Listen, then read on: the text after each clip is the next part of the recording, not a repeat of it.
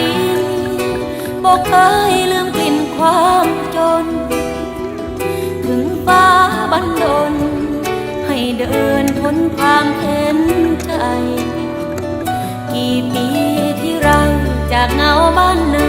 สู่ฟ้าเมืองไกลเสื้อร้อยเก่าๆกระเป๋าหนึ่งใบ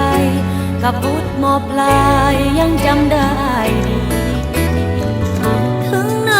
วันนี้